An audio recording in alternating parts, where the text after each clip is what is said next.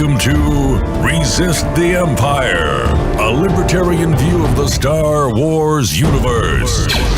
This is your one-stop shop for news, events, and topics in the Star Wars canon. From a libertarian perspective, here are your hosts, Brian McQuaid and Roger Paxton.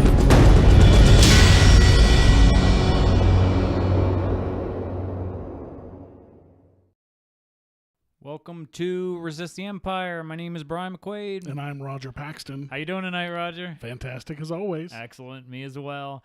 So, do you get the Sideshow collectibles emails at all? I used to. I was getting so many of them, I finally just unsubscribed, but I used to. You can't because they do like these free giveaways all the time. I know. Just one of these times I'm going to win one. Right? I know it. Yeah, I've been telling myself that for years.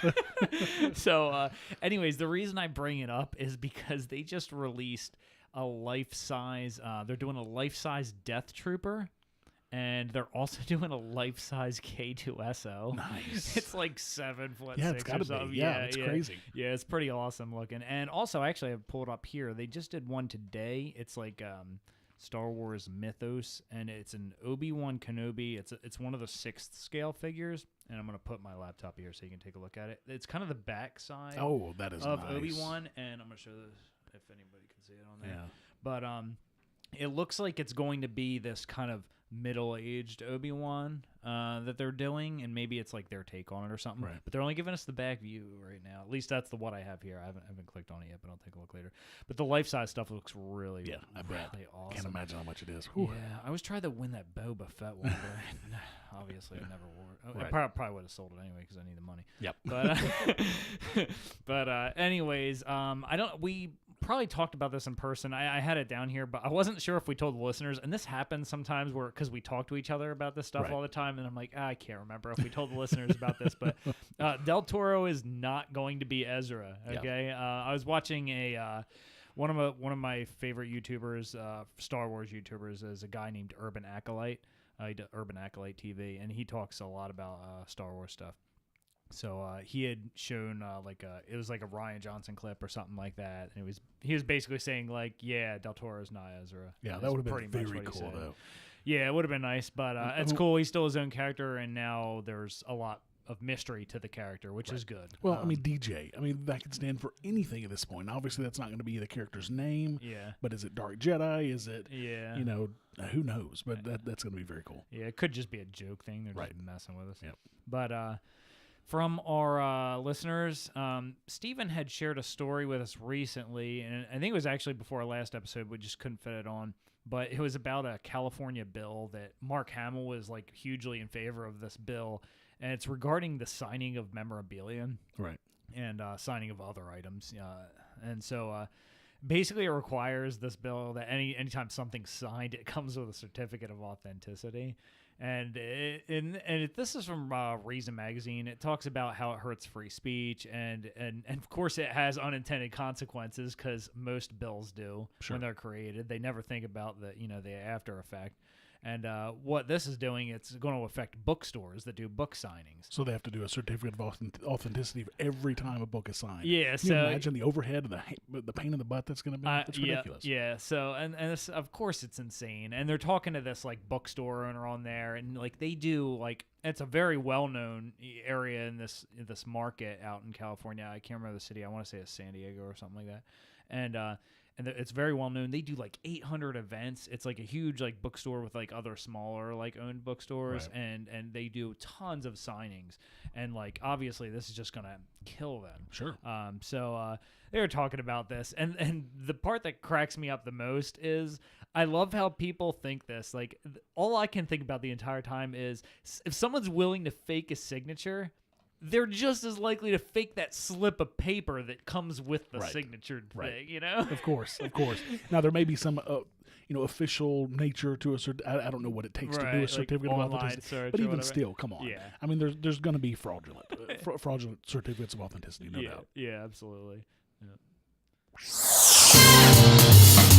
Tatooine Times. Here's the latest news you need to know from the Star Wars canon movies, TV shows, books, comics, and more.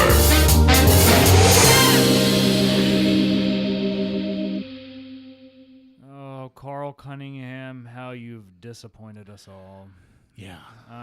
Carl Cunningham pleads guilty to stealing from Rancho Obi-Wan. It's from JediNews.co.uk.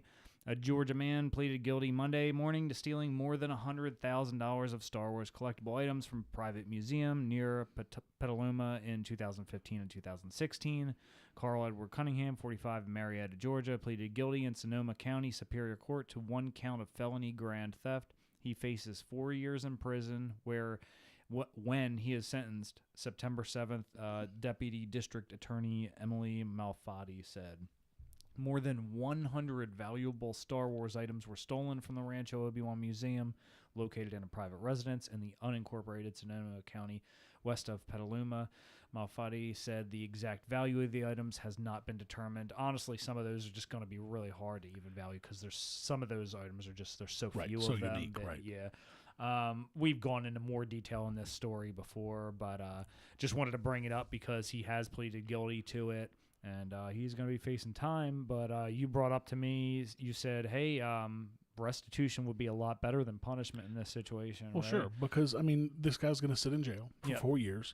So now the people behind Rancho Obi-Wan are going to be double victims. Yep. Because now they're having to pay taxes for it twice. to pay for this guy to be in jail. Yep. Instead of this guy, being required to pay some sort of restitution, whether it's monetary, whether it's working his tail off to get the things back, whatever the case may be. But there's going to be zero restitution because he'll be sitting in prison. Yeah, and while they're paying twice, we all pay once, right? I mean, our taxes pay, and we're gonna put this guy in here instead of take him financially to take care of the situation, make it even out better. And like you said, they're gonna pay for it twice. The victim, victimized twice essentially. That's disappointing. Restitution is just not something that. It seems to get put by the wayside. Well, we see it pretty rarely. We live in an environment in a judicial setting where the state sees themselves as the perpetual victim, but the victim here is not the state. Yeah. So why is the state, putting this guy behind bars? Yeah. The victim is Rancho Obi-Wan or anybody else that this guy might have stolen from. Yeah. They're the ones who should get some restitution. Yeah. This is just ridiculous. Yeah, absolutely. Yeah, completely agree. A much better and more fun story. Star Wars Land. First look at Disney attractions unveiled. Man, this has me so excited. I know. So this is from Variety.com. Disney brought life to the Star Wars themed expansions coming to Disneyland and Disney World with the unveiling of an enormous model on the main convention floor for this weekend's D23 Expo. Models are a scaled replica of the 14-acre. 14 acres. Yeah. That's the biggest expansion that Disney's ever done. Yeah. 14 acres. Yeah, that's incredible. Yeah, that's like 3 times my property size. Yeah, right? That's crazy. Yeah, I'm so excited about this. So anyway, this thing's huge. It looks great. So Disney had previously only released concept art of the attraction in July of 2016, but on the link that we'll have in here to the Variety article, they show these like models. Right. So it gives you a really good idea of what you got going on.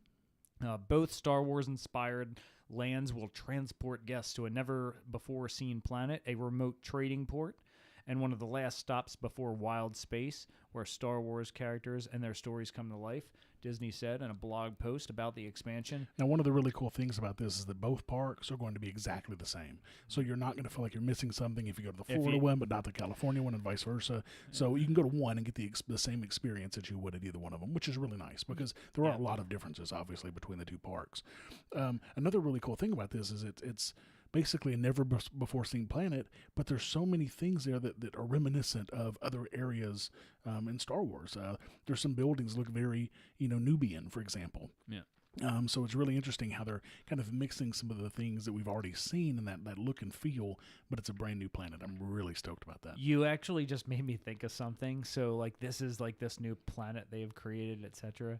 Could they canonize this somehow? Oh, I imagine they will. Right? So like these like the mission things, right? Sure. They were talking about we were reading before that you get to do. Yeah. Like, could this be part of the canon? Like, I can't imagine why they wouldn't do that. Cool. They would have to. Yeah. And then you're part of the Star Wars story. Yeah. I mean, come on. Yeah, absolutely. Brian McQuaid, you're now canon. Yeah. I just love the idea. That's so cool. So Right. it says, here guests will find themselves in the middle of the action at 2 signature attractions, one that lets guests take the control of the Millennium Falcon I on a can't wait. customized secret mission, and an epic Star Wars adventure that puts guests in the middle of a climactic battle between the First Order and the Resistance. Yep. Also sounds awesome. Yes.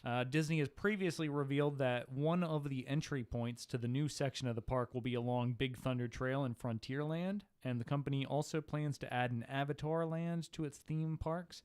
Disney said it would release more information about Star Wars Land during D23 this weekend. So one of the cool things about, some of the things I've heard about this is that you're in this kind of wildlands planet, but the First Order is coming to that planet for the first time. And so you're seeing these interactions as they're going on, and you're becoming part of the story. I can't wait to see how this interaction happens. Yeah. I heard some things about, for example, if you do the missions on the Millennium Falcon and you don't do well and you mess up the Millennium Falcon or something, now you could have a price on your head. So when you go to the cantina later, they won't let you in because you got a price on your head, or some bounty hunter. I mean, how fascinating is that? Oh, dude? That's awesome! I just love the idea of like something like that that's so interactive that like something you do is affecting maybe something somebody else is doing, right? Like on the ground level. The big issue though to me is that how many people are going to be here involved? I mean, are they going to limit to a certain number of people? You can only have, say, 5,000 tickets a day or whatever. It's going to be an experience that you pay X amount of money for to take part. Well, and that's another thing. Some people are saying maybe they're going to price it so high that that it kind of limits the barrier of entry as well, because the price is so high. At some point, there's got to be some sort of way to limit how many people can get in at any given moment. Otherwise, it's just going to be too hectic and crazy. I only go to Disney World when it's really low on the crowd scale, because I don't do crowds very well. Yeah. But I can imagine, at least for the first year or two, this thing is going to be so packed. I don't know that I'll be able to handle it. And looking at the model, I'm looking at the model and like some of the pathways and stuff, I was like, man, I'll tell you what, like I've been to Disney World when I was like a lot younger, and that place is packed, and I'm like, these pathways are going to be pretty packed. It's going to look like Jeddah City or something, trying to get through there, all these kind of people. Yeah. And I mean, it looks exciting. I can't wait. I will say this though, you and I have to go together. Oh yeah, definitely. We have to do it together. Yeah, absolutely. Yeah, so that'll be fun. So that is essentially, we got one last section here for our Tatooine Times. Normally we've got like 5 articles for this section, but we're gonna actually talk a while on the video breakdown for the behind the scenes. Yeah, so that was such a cool video. I mean, people were going back and forth for weeks, leading up to D23. Are they going to do a trailer, a real trailer? Are they going to do a behind the scenes? And of course, we got a behind the scenes trailer, which I think at this stage in the game was exactly what we needed. We needed to kind of see what's going on and see how things went. Yeah. The trailer will probably come out in September, just like it did for The Force Awakens. Yeah. Which that's just a couple of months from now. If you think about it, I mean, we're getting that close. We're 5 months away from the movie coming out, so we're getting really close. But the thing about this video is there was just so much crammed into the just under 3 minutes.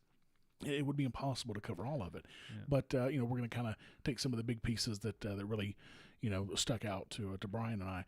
And it opens up with these shots of different sets. I mean, you've got this big cave, which looks like it's probably part of RtE012, and then you've got it looked like they were building this Imperial shuttle is kind of what it looked like, kind of the frame of an Imperial shuttle. It was in a studio, clearly, again, behind the scenes. Yeah, and then they had the huts, the really cool huts on RtE012, and then the Millennium Falcon, which was just beautiful. Yeah, a lot of shot of the classic characters there to kind of start off, and these are like really quick clips. I'm amazed at how much content they like managed to squeeze in, and how much they kind of revealed. Yeah, I thought that was good. I don't know. I say reveal, but there's definitely some things in here. I mean, I've got a lot of notes here, but there's definitely some things in here. If you look into them a little bit more, it's not really stuff that we knew. I don't think for sure, but maybe. I don't know. So then what's the next piece?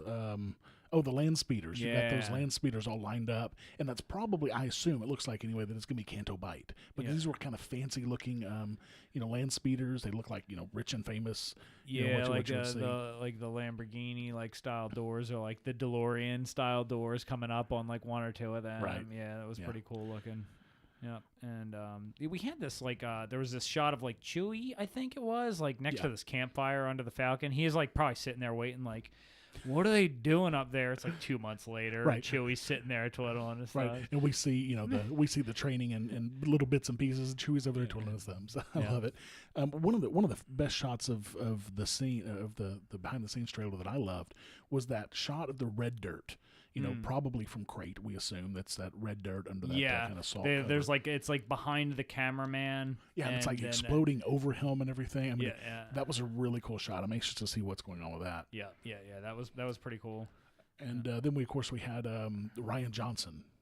He was in a water set. I mean, so obviously there's some things going on in water. We saw Daisy Ridley jumping into water later in the behind-the-scenes trailer. Yeah. I don't know if that's part of her training, if she's trying to get away from something or whatnot. Yep, absolutely. And then what else do we got here? So we get some like cool animals and stuff like that.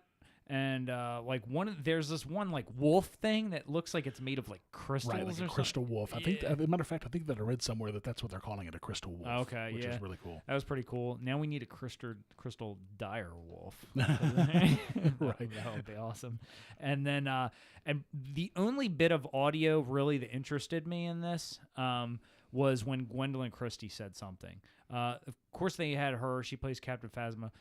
She says something to the effect of a storyline. The storyline for some of these characters are becoming more established. The storylines, and I thought it was interesting that it was her that was saying this in this clip. And I'm just like, because all I can think is, all right, please tell us that means they're making her character story more defined. Because I think that was a big concern for a lot of people coming out of Force Awakens, especially anybody like me, who I've said before is a huge Gwendolyn Christie fan. Oh yeah, she's amazing. She just kills it in Game of Thrones. Yeah. So yeah, I'm glad.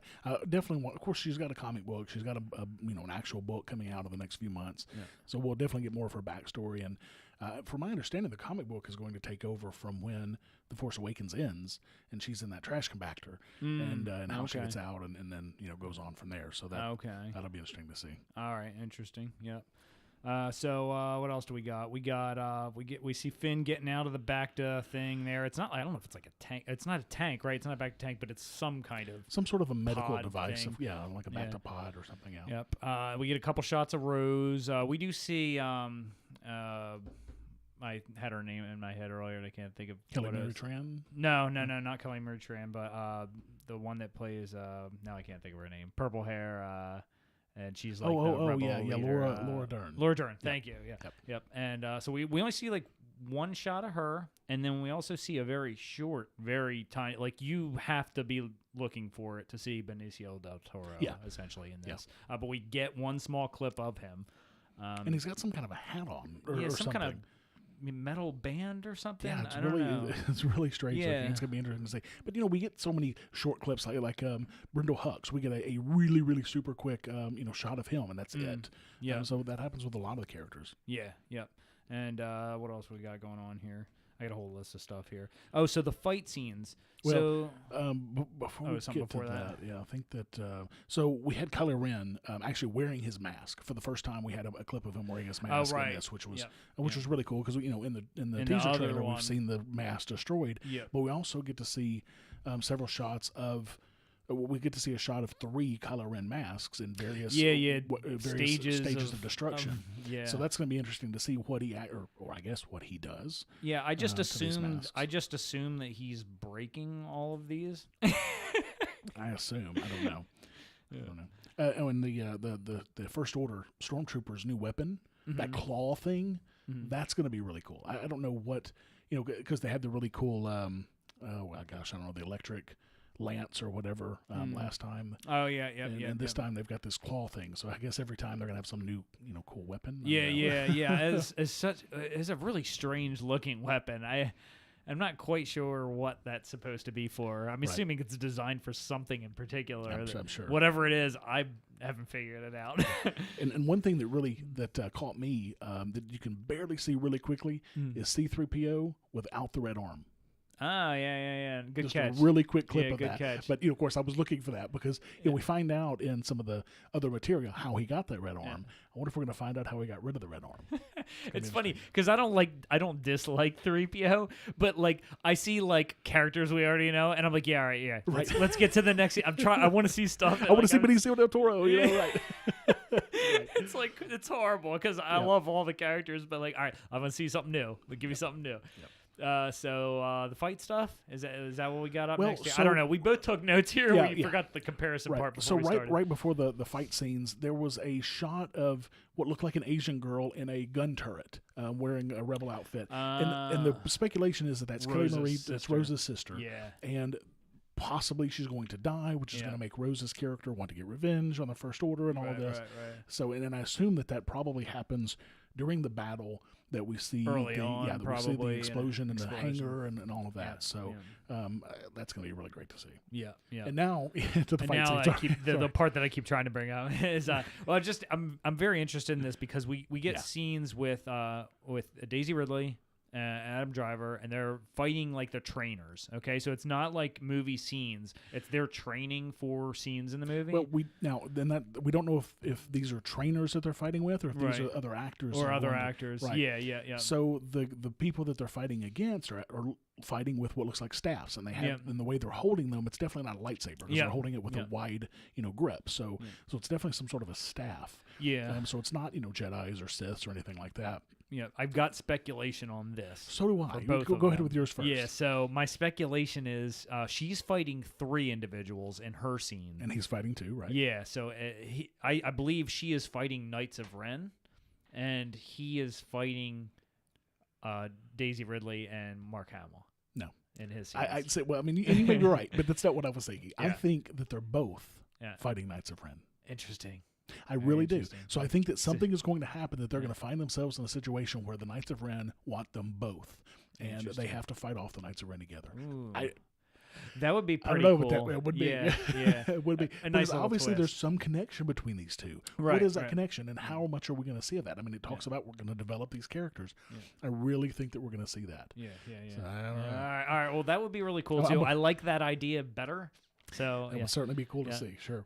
We see the Porg thing. The Porg, which is you said it's like not necessarily the nicest little thing. It's like this little bird. Yeah, thing. some of the folks are saying. I think Rian Johnson himself. I mean, if you look at some of the shots, these things have pretty good sized teeth. Yeah, and apparently they fly, and apparently they're not the nicest creatures. They're kind of caretakers of this area of RtE012.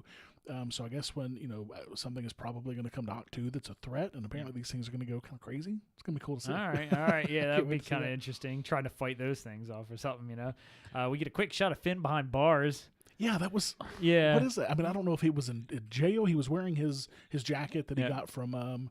Oh my goodness! From Poe, he was wearing that jacket, so he wasn't in his First Order uniform, which we'll talk about it later. So I don't know where that comes from. I have speculation here as well. Okay, go for it. All right, if this is a detention center of some sort, I can't help but think this is where Benicio del Toro's character comes in, as like he's been noted as like kind of the shady guy, right. Like where we kind of don't really know a lot, mysterious, So, and he certainly doesn't look like the cleanest fellow, right? In what we see, so. That's kind of my all right, maybe this is where he comes in. And he kind of breaks him out. Or he's in there already or something like that. Gotcha. Interesting. Yeah, so, anyways, that's thought. What else we got here? Rose and Finn dressed as Imperial officers. First Order officers. Yeah, First Order officers. That was a really great shot. It looks like they're kind of on an elevator or something. Yeah, infiltrating somewhere. Yeah, and I wonder if DJ may have something to do with that as well. Also possible. Maybe that's they meet him in jail and he helps them get in. I don't know. Yeah. So that's pretty cool. The next thing I have is the guy falling, but you got something else? Well, I mean, we got lots of shots of Canto Bight, which is really cool. All kinds of really cool, the casino shots. Some of the really cool characters, some of the action shots. Yeah. I mean, one dude is flipping over what looks like a casino table. Yeah, somebody sliding in something. Yeah, all kinds of really cool action shots. So obviously something is pretty something's big going down there. Yeah, for sure. And then we get that scene with the guy falling into what appears to be a bunch of thermal detonators or some type of ordnance. It's certainly what it looks like. Yeah. I mean, they're much bigger than what you see when Leia had the thermal detonator in Return of the Jedi. Or what like Chewie and Han had. Yeah, they're much bigger, but they're certainly the same. You know, they look very similar. Yeah, for sure. Yeah. So, and maybe the thought, my thought is this is maybe what causes the big explosion that we see as Poe is running towards his X-wing or something like that. Yep. Next thing I got is we see Rey and Finn dancing, and originally I thought it was like the snowy area. I think it's great. Yeah, it's very possible because it's like a bright sand. It's definitely not a northern climate because I noticed their clothing, and it was clearly not like cold. Yeah, well, Crate is supposed to be a salt planet. I think it was salt, and then the red dirt under it, so that would be the salt. And that explains why it's so like bright, like a white color. Yeah. So and then, do you have anything else for the video? Because I got one other there was a quick shot of Billy Lord, which it's great to see her coming back and reprising her role. Of course, tons and tons of shots of Carrie Fisher, in character, and of course, goofing off the guy who plays Poe. My mind is blank. Isaac. Whatever.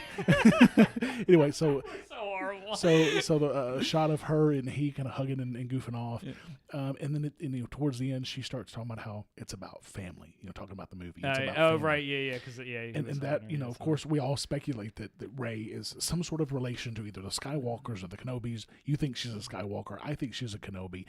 I think we should put money on that, actually, before the movie comes out. No, I don't think she's a Skywalker. Okay. No, I honestly, I kind of think that she was either, like, I thought there was, like, a very maybe slight chance he was a Kenobi, but then part of me thinks that she's actually none of that. Or you think she's just a nobody? Yeah. Or not related? But not related. Yeah, I don't know. Yeah.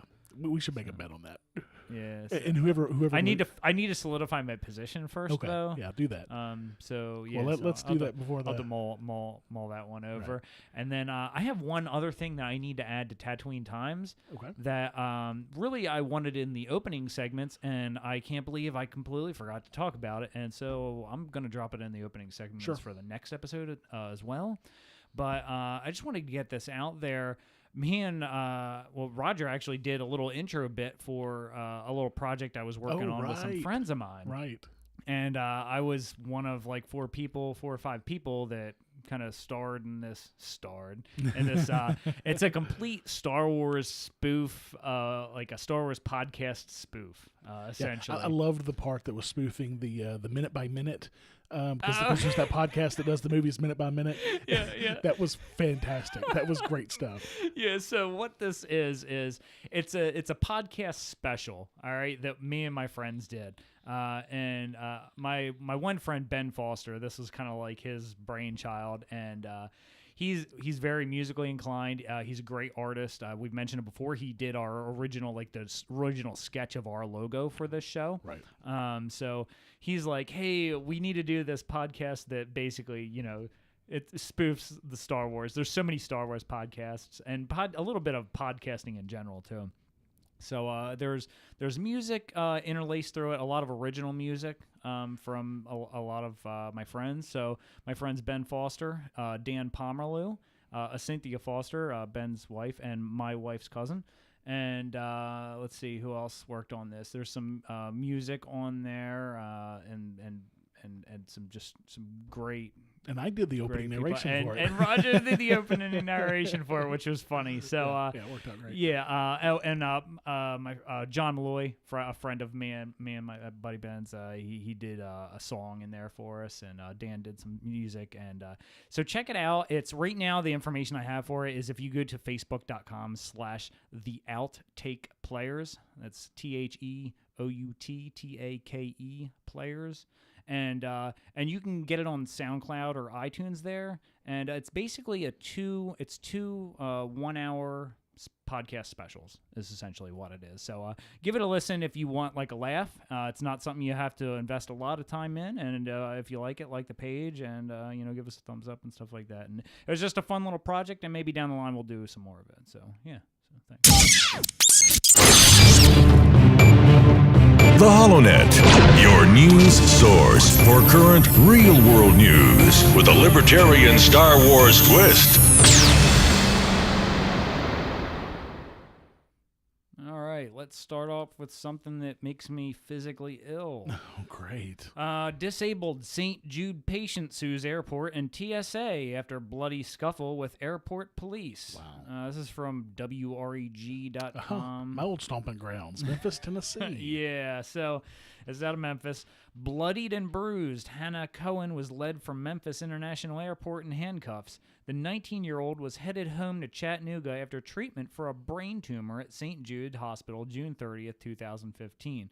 It's a trip they made for 17 years. This time, an unarmed Hannah set off the metal detector at a security checkpoint. They wanted to do further scanning. She was reluctant. She didn't understand what they were about to do, said her mother, Shirley Cohen.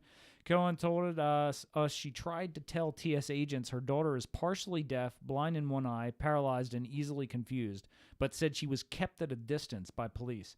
She's trying to get away from them, but in the next instant, of course, one of them had her down on the ground and hit her head on the floor. There was blood everywhere, said Cohen. Hannah was arrested, booked, and on the night she should have been celebrating the end of her treatment, she was locked up in Jail East.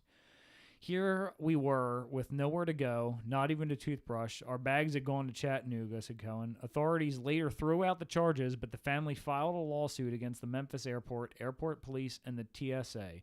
None of them would comment, citing the suit, but Sari Kushentz of TSA released a statement that said passengers can call ahead of time to learn more about the screening process for their particular needs or medical situations.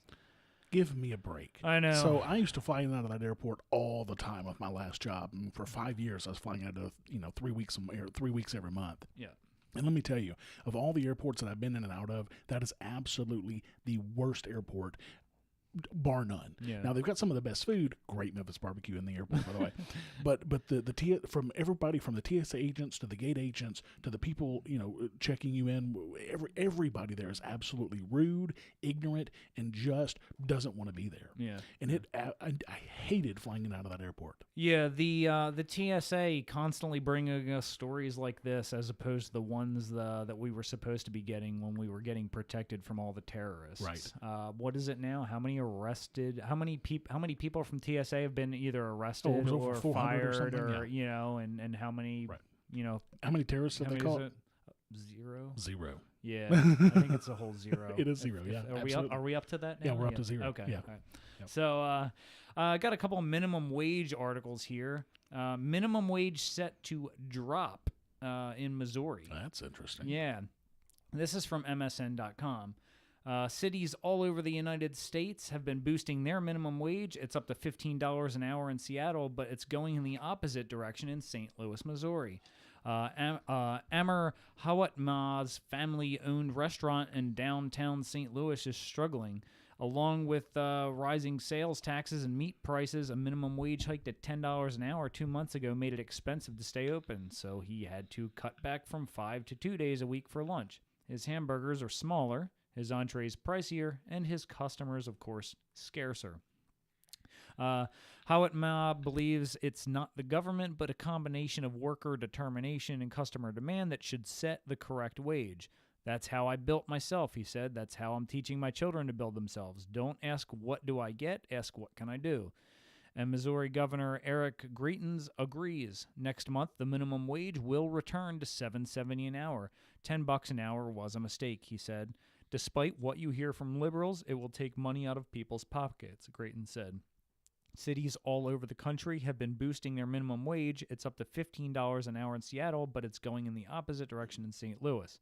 But after nationwide protests, the minimum wage went up on July 1st, or will go up soon from Chicago to Flagstaff and Arizona, and Los Angeles to Washington, D.C. Wanda Roberts, a minimum wage worker in St. Louis, said the new $10 wage brought in an extra $400 a month and helped the local economy. If we're making $10 an hour, we're going to go right back out and spend that money, Roberts said. And now that is being reversed. She said she would go back to struggling. So I've got all kinds of comments, but go ahead. Well, minimum wage is just bad economics. Yes. It is terrible, terrible economics. All you have to do is crack open a basic economics textbook, and you can figure out why minimum wage is bad economics. Yeah. The price of labor is based on your skill set and supply and demand. Yeah. If you have the skill set to flip hamburgers and that's your only skill set, well, guess what? Every single other person in the world has that skill set, meaning there's a huge supply of workers who can do your job. So the demand, of course, is going to be, the demand is there, but the supply is very much overwhelms that demand. So the price is going to be way lower. Imagine that. You increase that price, all that means that these people who are, who need to pay $7, $7.50 an hour for that job, now you're doubling that. That means you're going to have less people doing the job because because they still have the same amount of money to spend on labor. So that means they're going to be able to hire just one person instead of possibly two. It's bad economics. In Seattle, and I talked about this on my show a month or so ago, Seattle is seeing huge repercussions for this. Businesses are closing left and right, layoffs. And we'll actually be talking about that in the next story. Because I've found another story that's very interesting, and I linked them, got to put them both together. Huge layoffs and so on. What it does is it hurts the poor. The minimum wage, raising the minimum wage hurts the poor, plain and simple. They're the ones that suffer first, whether they even realize it or not. Exactly. And what happens here is this lady hasn't realized it yet because she's one of the ones that hasn't quite been affected, right? See, what they've done at the end of the story, in case you missed it here, this is what they did. Is they went and spoke to the person who still has their job. And the $10 an hour to tell the reader, look at me, I'm going to be struggling when this happens, while ignoring all the people who aren't even working anymore, or have had their hours cut because the business can't afford to stay open. This guy's had to cut his lunch down because he can't afford to stay open. I'd also like to point out that Miss Roberts stating she's going to have to go right back out, or they're going to go right back out and spend that money, but she'll be struggling with the drop in pay, reveals her own lack of economic understanding. Perhaps you maybe should have saved a few dollars when you had the chance after all that struggling. I don't know. Or maybe invested that money in yourself. Maybe get some training or something so you're not flipping burgers. Learn how to do something new, maybe. Learn how to manage a store instead of learning how to flip burgers. And the other thing is, if the argument is that she's helping the economy by spending it, she'd still be helping the economy if she put it into a bank account. Because the bank then loans that money out at an interest. It's still helping the economy. The only thing you could do with money and not help the economy is burn it. And actually, that might actually help the economy because you have, again, you talk about supply and demand. Oh, that's true. The price of money, if there's less money out there. It's worth more. So, like I said, I had another story that was kind of related to this. New York Times downplays unfavorable minimum wage study. Fake news? Imagine that. So this is from InsideSources.com, and they're actually also known as like the New Hampshire Journal. They're known as like both. The New York Times editorial board is under fire for an opinion piece that claims a recent study found Seattle is doing fine with a higher minimum wage. University of Washington rocked the minimum wage debate June 26 by finding Seattle is already facing problems as it moves towards $15 an hour. The study found employees had their hours reduced, which caused them to lose $125 a month on average. The Times editorial board concluded Saturday the results were tolerable for the city. It seems safe to conclude that Seattle has tolerated its minimum wage increase well, and that, by extension, other strong economies could do so, the editorial states. It also suggests that a key to successful large increases is a gradual phase-in that gives businesses time to adjust and experts time to study the impacts as they unfold. The Times backs up the claims by noting the study excluded workers in multi-site businesses like fast food chains. It also notes the loss in hours is likely due to robust competition in the city. I don't know how that makes sense. Michael Saltzman, managing director at the Conservative Employment Policies Institute, counters the piece misrepresents what the study actually concluded. He says, I can't think of any worse outcome for a minimum wage experiment than finding the policy reduces take-home pay for employees, Saltzman told Inside Sources. I don't know how they read the study and draw the conclusion the experiment is working. And again, this is only talking about those employees who are lucky enough to still have their job. It's not talking about those who've been unemployed. Already lost it. Either due to a company closing or because there just wasn't enough money to pay them.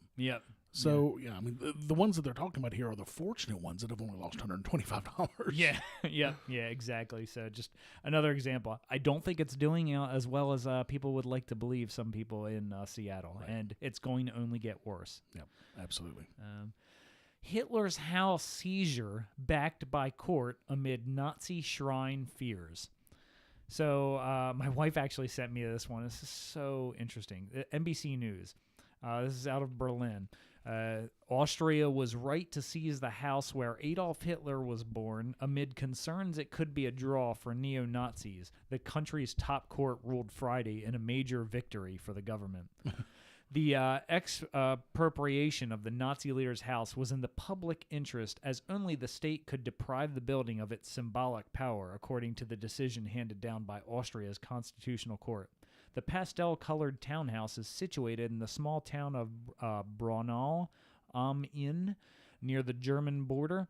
The decision follows... I'm probably going to hear from Nick Boyle on that one. I'm sure I just completely butchered that. Right. The decision follows a lengthy legal battle between the Austrian state and the house's owner, who did not want to sell the property. Jewish and anti-fascist groups support tearing down the building, but some historians say it should be preserved as one of the few remaining sites linked to the German dictator. The building's owner, Gerlinde Palmer, filed a legal challenge after the Austrian parliament passed legislation last year which effectively forced her to sell the townhouse.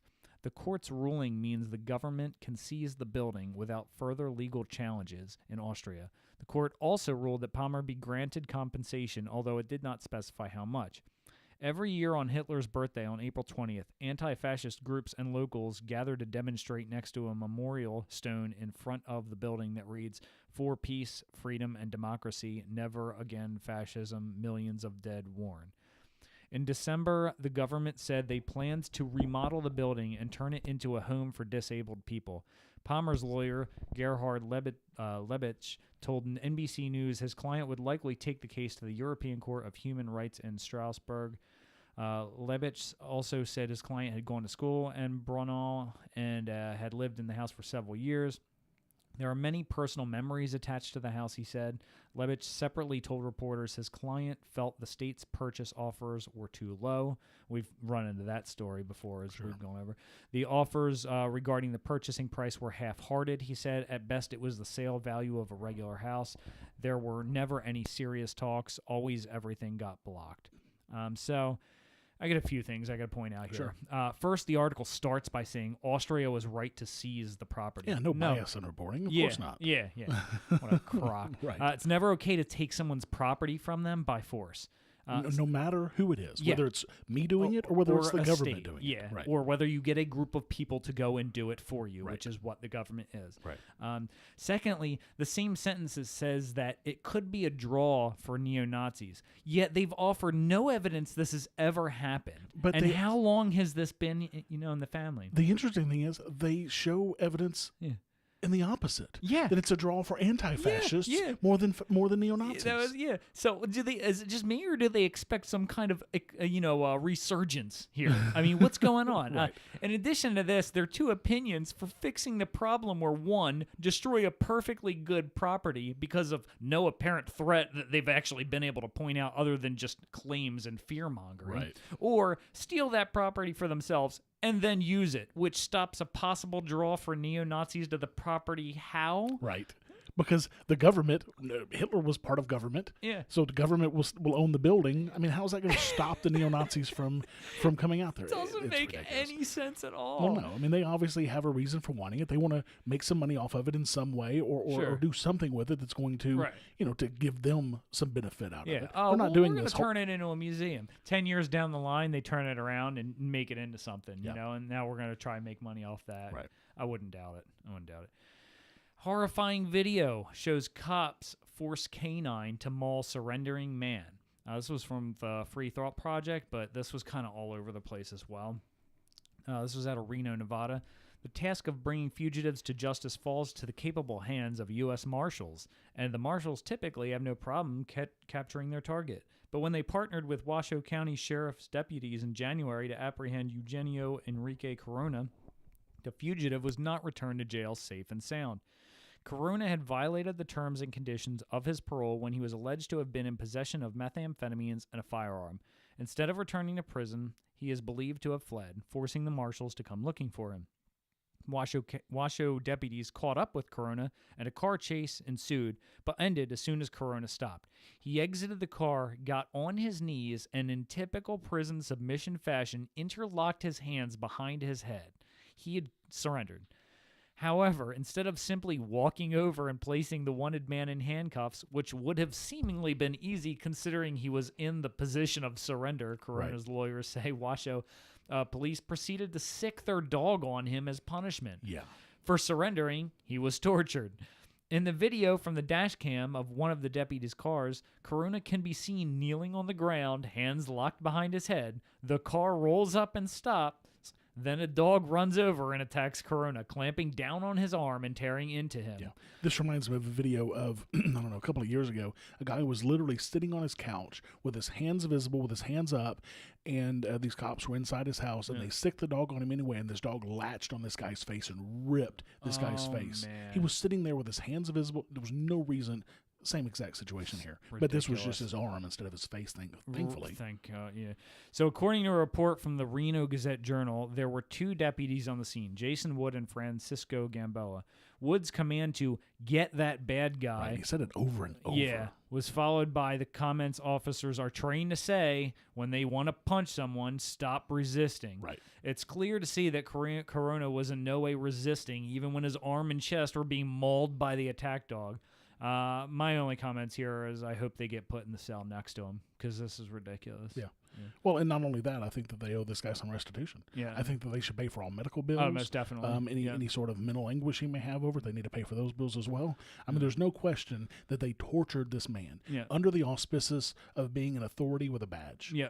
That is horrific. Yeah, and restitution, I think, is even more important in this situation because you're supposed to be held to this higher standard. Sure. And instead, some guys that have the badge, unfortunately, they take advantage of that situation, and then you get this, stuff like this happening. Yep. And now that I think about it, we should do like a new segment called restitution or something.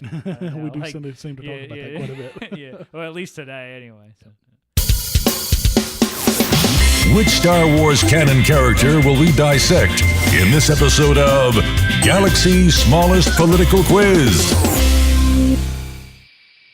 So, Brian, who did you pick this week? I'm so excited. I Okay. know you are. So, Sinjir Rathvelis. Okay. Who is this? Now, Sinjir now we have spoken about him once before. I believe I gave a quote on him from one of the Aftermath books, and it had to do with like his view on how the Empire was specious, where it kind of revealed some of that. So I grabbed kind of bits and pieces from Wikipedia. So Sinjir Rathvelis was a human male ex-loyalty officer who served the Galactic Empire until the Battle of Endor. Following the destruction of the second Death Star, Sinjir abandoned his post and fled the Empire. Within the Imperial records, he was listed among the casualties at Endor until a short time before the rebellion on Akiva. Sinjir Rathvelis joined the Galactic Empire and became a loyalty officer in the Imperial Security Bureau when he was growing up. And he was a native of Seven Moon, a moon in the Volusia system. And the Imperial Security Bureau is very similar to like KGB. Yeah. Kind of. Think KGB when you think of they ISB. basically invest they look into their own guys and make sure that they're as loyal as they should be. Yep. So I want to make a quick note here. Sure. I recently, we were at PorkFest recently, and I was talking to Adam and Scott from the ANCAP Barbershop about my favorite characters, and Boba Fett was kind of always like my favorite character, and I feel like if I had a bit more storyline for Embo, who's another bounty hunter, and we see him a bit in Clone Wars, and we actually get a little bit of him in the Aftermath series as well, which I was really excited about when I came across him. He's also another of mine, but I gotta say, Sinjir Rathvelis may be one, if not my favorite character, after reading the Aftermath series. Yeah. So he's in all 3, okay, and he basically, joins.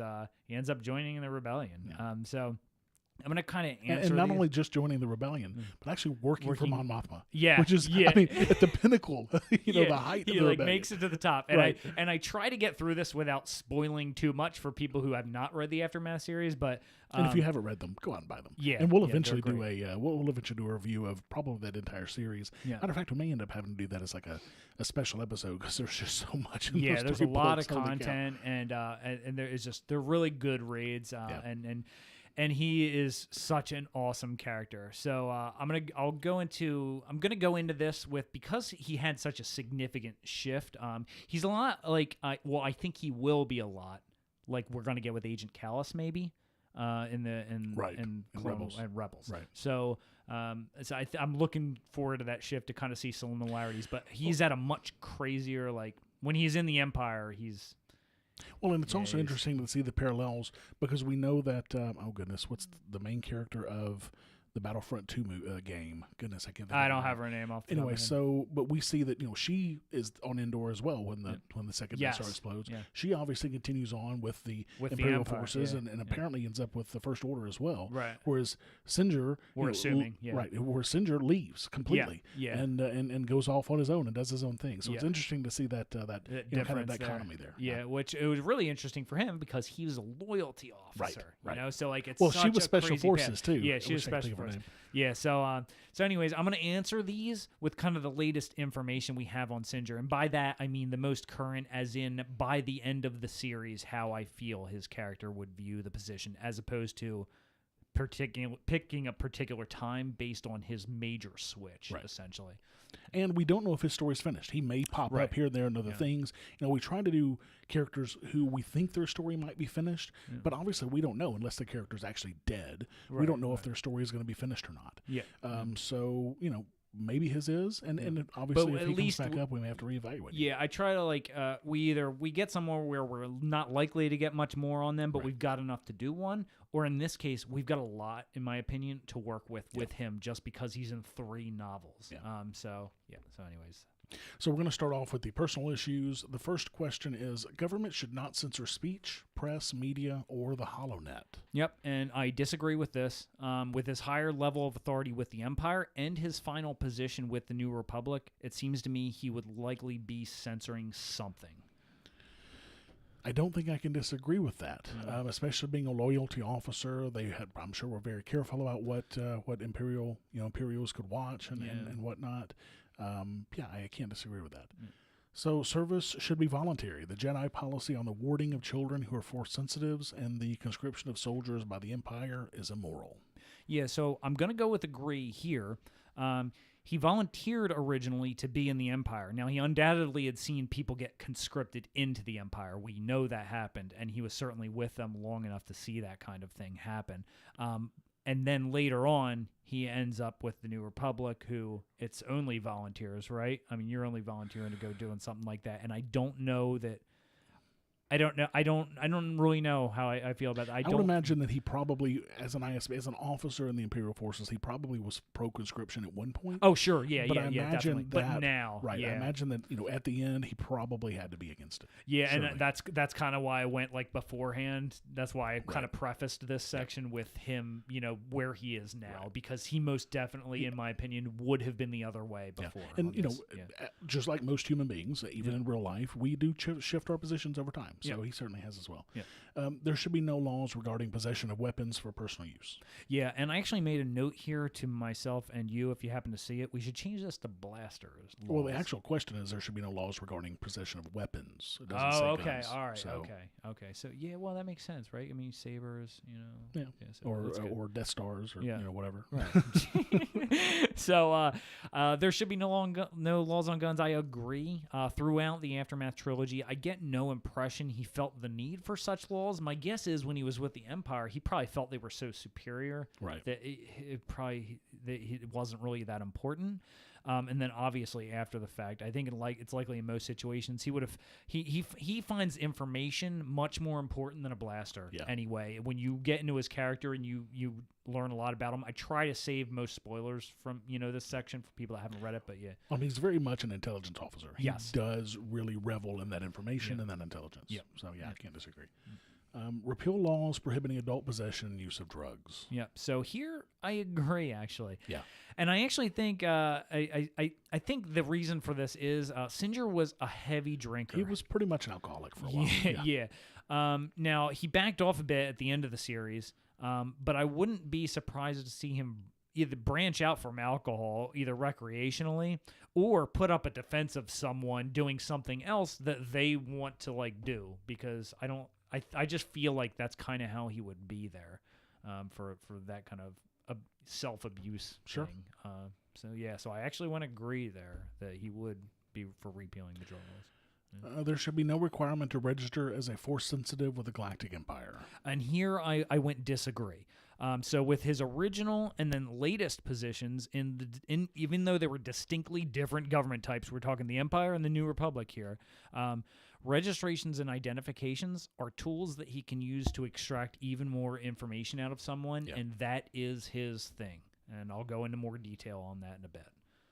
All right, so we'll get into the economic issues now. The first question is, well, first of all, he ended up with a personal score of 60, or potentially even 50, based on mine.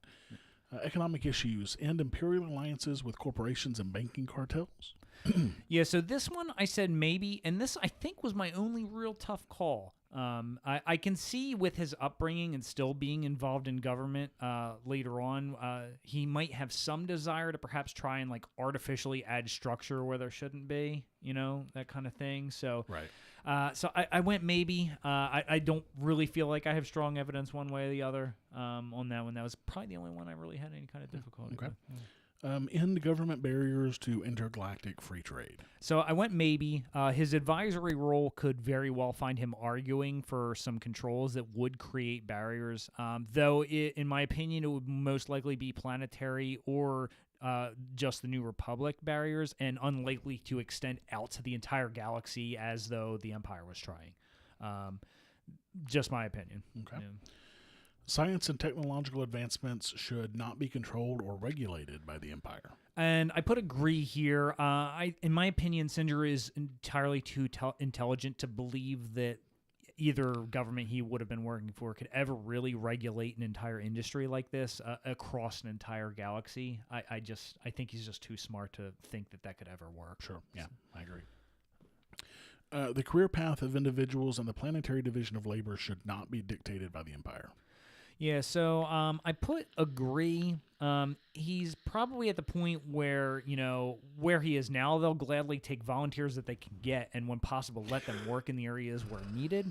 I did teeter on maybe a bit for this one because he does have a tendency to strong-arm people. We have a couple of instances into doing things that he wants them to do.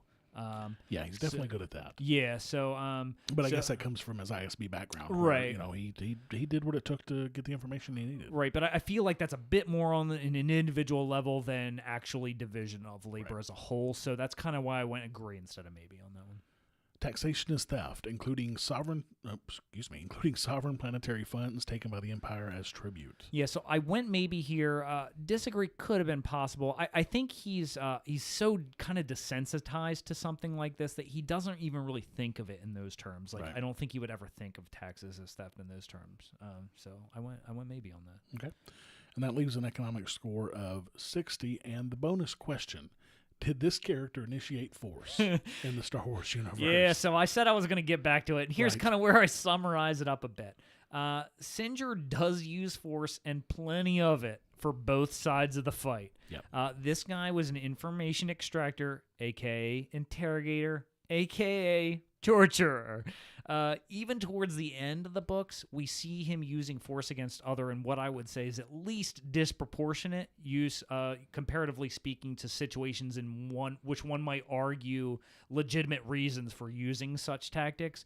But it was never really in the heat of war kind of moments where you say, well, it's war, that kind of thing. A lot of the times there are situations where there's not a hectic moment going on. There's time to think about it, this kind of thing. He's not libertarian because of this. Yeah, he's definitely not. Yeah. And because he's very duplicitous. He's very, he commits in several cases what I would consider fraud. Now, of course, he does lie to several Imperials or whatever, to get what he. But even outside of that, when he's just having regular interactions with people, he lies and commits what I would consider fraud. But he also he murdered that Imperial guy, the Imperial agent Wyndham Traducier is what I'm seeing here, because this guy hurt his friends. Yeah. Now, again, that he wasn't hurting his friends at that moment. Time. Yeah. So that's murder, as far as I'm concerned. Yep, absolutely. And there's no way that this guy is a libertarian if he can, murder somebody like that. No, he switched to the good guys, but he's definitely not a libertarian. Right. And I gotta say, he's probably my favorite character now. I mean, I absolutely love it, and you guys will love this character in the novels if you get a chance to read it. He's definitely a great character. Yeah. And definitely pick up these 3 novels because we are going to review them eventually. I mean, we'll get around to it one of these days. And actually, right before we started the show, you were looking it up, and you saw that he was the first gay character in the entire saga. Yeah, he's the first gay protagonist in the Star Wars universe. Yeah. And I didn't realize that. Like, I thought there were other ones or whatever, but I only found that out literally when I was grabbing the Wikipedia comment. Well, and there may have been others, but they extended so many characters they don't touch on their love lives. True. Side of their life. So it's very possible. Right. It was a big part of these books. This guy's I guess, dealing with different people in that regard, Condor and things like that, his lover. Yeah.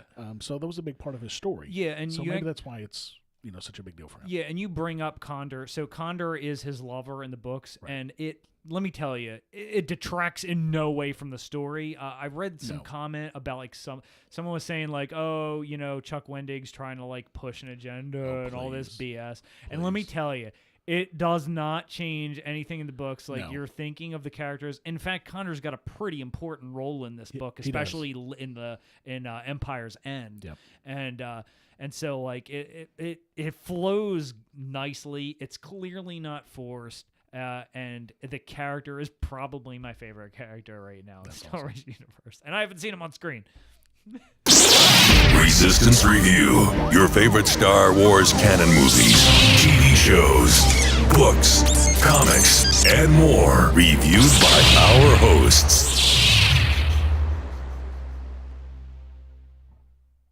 So we are finishing up Star Wars Skywalker Strikes. Yeah. So this was the 6-part comic, and we're going to be doing parts 5 and 6. Yeah. So just again, the quick rundown. It's the first issue of the Marvel comic series, Star Wars, and the first of 6 issues in the series' first story arc. The comic takes place between the events of Star Wars Episode 4, New Hope, and Star Wars 5, Empire Strikes Back. Features all the major characters from the original film. It's written by Jason Aaron with artwork by John Cassidy, and was released on January 4th, 2015. And now that I read that, I believe our friend Daryl Perry said he is related to one of the artists. He's like cousins with like one of the artists for Jason Aaron. I think is what he said. Yeah. So he was asking us a bunch of questions about this guy because like, I don't know Jason Aaron. Yeah. Well, it was just funny because he was hey, that's my cousin. Like, and he doesn't really follow Star Wars too much, but he listens to our show. No, he's a Game of Thrones guy. He's definitely not a Star Wars guy. Yeah. But that was kind of cool that we found that out. Yep. So part 5 starts off with Luke's arrival, and I just reread this again last night because it's just that good, and I wanted to kind of get a refresher too. So Luke arrived on Tatooine, and of course he has R2 with him. He recalls his line from A New Hope: "There is nothing here for me now," and he hopes that he's wrong. And it's great to see Luke back on Tatooine, by the way, because we don't see that in ever the movies, again, right? Which is great. So we then have a scene change on Tatooine to Boba, Lord, to Boba Fett, saying that someone knows his name, and he's talking about Luke. He's trying to get Luke's name. Someone knows who he is, and he doesn't care who has to die for him to get that name. And we get this great, really great image of the cantina and its regular clientele as Boba Fett is questioning the entire establishment. Of course, the bartender is the same bartender that we saw. Yeah. It's a really, really great shot. Yeah, really cool. He's getting some info from a hammerhead who says he's a known associate of Kenobi's, but he's interrupted by some giant 6-armed guy, and this dude is a real giant. And it looks like he was inspired by Goro from Mortal Kombat. Yeah, for sure. He foolishly wants to pick a fight with Boba Fett. Yeah, That's not going to end well. Boba dispatches him so quickly that we only get one scene of Boba on top of this guy in the next image with an arm removed and 2 others broken. And then he breaks a third, too, if I remember right. Yeah, Wooer claims no one knows anything about it. And right then, someone from the crowd tries to make a break for it.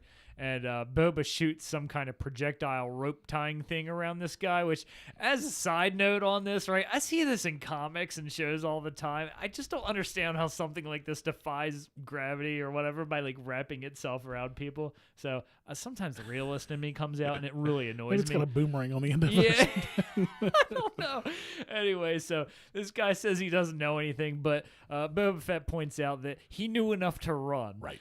So we get a scene change to Han and Leia, and Han's telling her everything he needs to repair the Falcon, and she of course has some jokes about it, because she's always talking about what a heap it is, inquires as to why he's bothering her. He can't get the parts he needs because the deck crew is telling him he needs approval, and Leia says they're at war and need every resource they can get. Han, of course, assumes this means she doesn't want him to leave. Of course he does. So she, and, of course... And he's probably right, too, yeah, it's possible, yeah. And she scoffs at this, and then she brings up that she needs a co-pilot anyway since Luke left, because in the previous comic, Luke kind of went off, and he was just like, I can't do another mission because he feels... And he was going to Tatooine. Yeah. So anyways, Han says he'll do it if he can get what he needs for a ship so he can get out of there. And so we get back to Boba Fett, who is extracting information out of this poor kid. And he is a kid. Yeah, he is. And so this kid decided, of course, to try and run from him, so Boba Fett's got him. And we don't know who the guy is, but he does give up the information that the person Boba Fett's looking for is Luke Skywalker. And he's a moisture farmer, and his aunt and uncle, tells him who they are. And then he hangs out at Tosche Station with Big. So obviously this kid, this kid knew a lot about Skywalker. Yeah. And also that they call him Wormy. Yeah, that was strange. Right, that's really strange. Yeah. So he said that he was trying to get off of Tatooine with Obi and Kenobi. So apparently he saw him when they were together. Yeah. And this guy basically gave up everything that we know about Luke on his time on Tatooine. The guy says he just wanted one drink and asks if he can go. Boba Fett says yes, then shoots and kills him. I wonder if Boba Fett's a libertarian. Yeah, I think we covered that before. I'm definitely going to go with this as another example because I think someone asked us too later on, like, hey, Boba Fett, I mean, free market, bounty hunter shoots people in the back. right. Guy that had no bounty on him, as far as we know. So we then go to scenes of Luke coming up on Kenobi's old place where Tusken Raiders are trying to infiltrate the house, and Luke goes to defend Obi-Wan's property. Yep. So then we cut back to Han and Leia. They're doing some more playful bickering with each other while they're scouting for possible new locations for a rebel base. They argue about whether the codes they have are going to work. They're trying to get through the situation here. They're in an Imperial ship. Yeah. So Han thinks the only way to get out of this is to fight their way out, of course. So he starts to grab the controls, and Leia tries to stop him. And just as they're getting cleared, because the ship is literally going to clear them, they're going to make it through there. They start veering all over because they're fighting over the steering. Then they try to play it off as a malfunction, and the Empire is not buying it. They're like, yeah, we're boarding, and there's not going to be any other situation here. So what they end up doing is they fly into a planet that the nav computers don't even recognize as a planet, and most people believe is just an atmospheric sea of cyclones and electrical storms. Some kind of probe droid picks up on the entrance, and then we have a scene change to the previously unknown masked person from Part 4 saying that a dog always returns to its favorite den, and that he or she, they're basically going to find him. Right, now. And they've got him now, right. So it then cuts back to Luke, who is watching the rest of the Tusken Raiders run off, and there's an offhand remark about how if they didn't run away, it leads you to believe that he'd either wreck shop on these guys like Anakin did, or something like really that. Does, yeah. I don't know that I don't know that Luke would have done that. I don't know either, but the way he said that, it definitely led you to believe. Makes you think about it, sure. Yeah. But how many of us, even the most peaceful of us, have said, "Oh man, if I could get my hands on that guy," or something like that.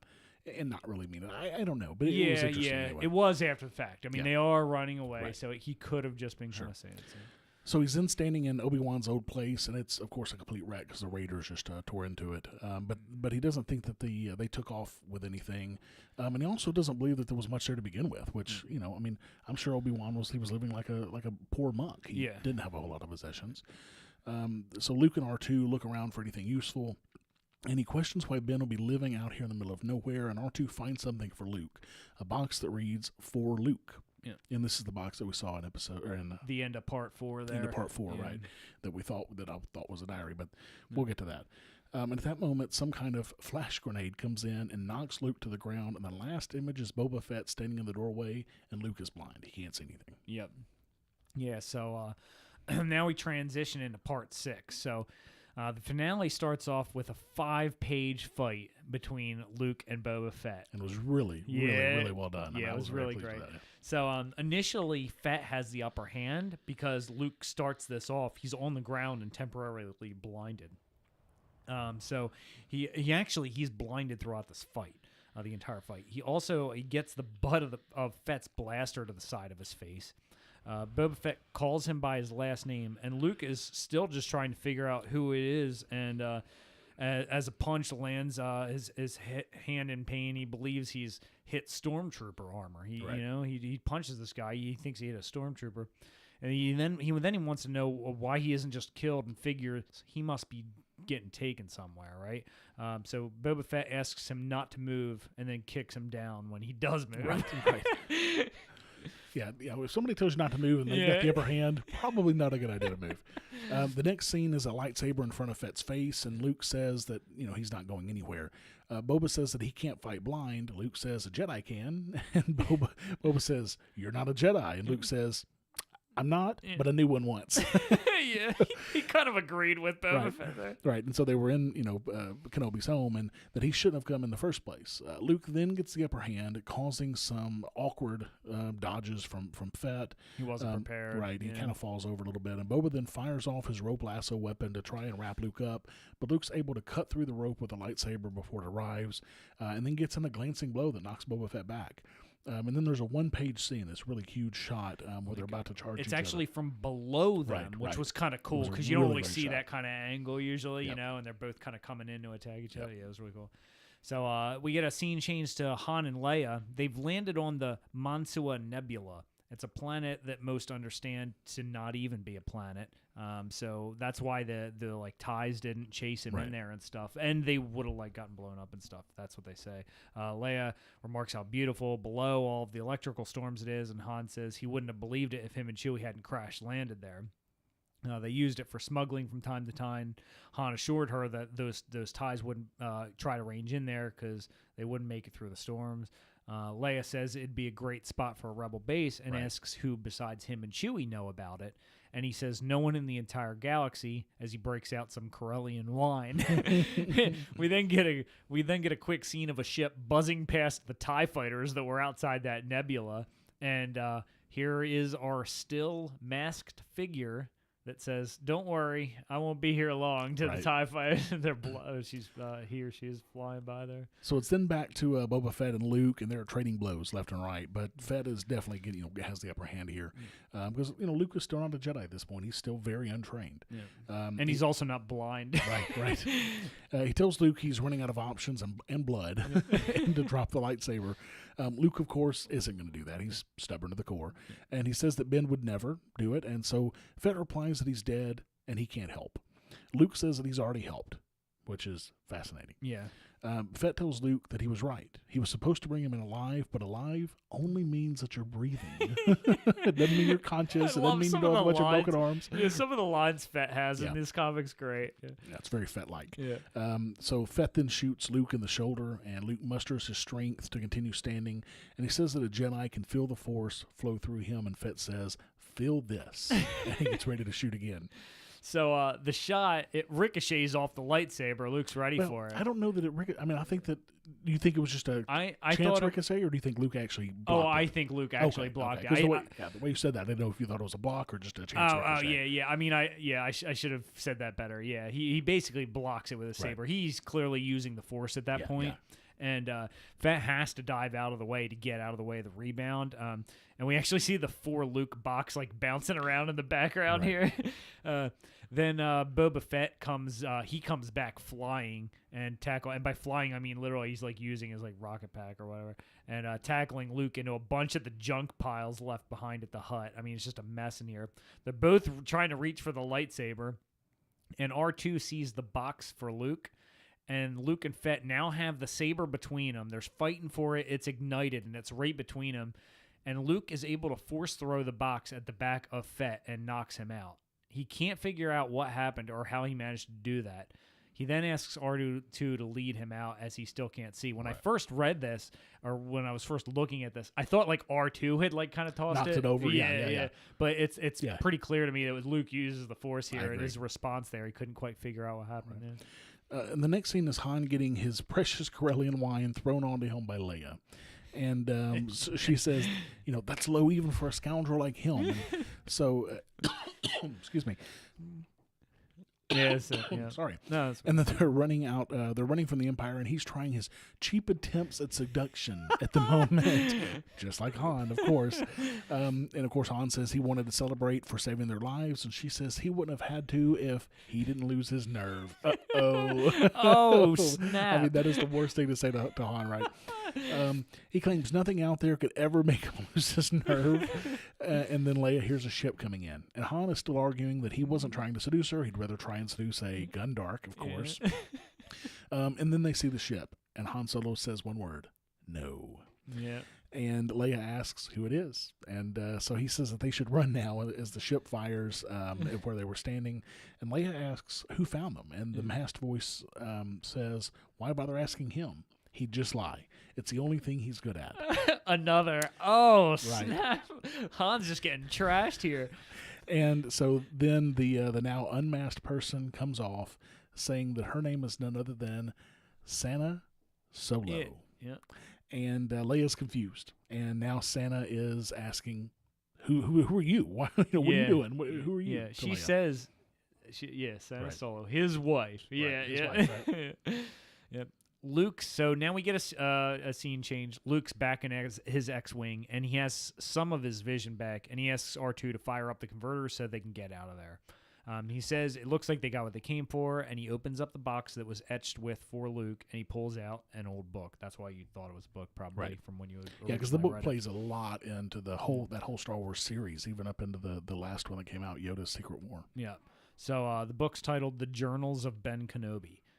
We then have one more scene change with the Slave One flying towards a Star Destroyer.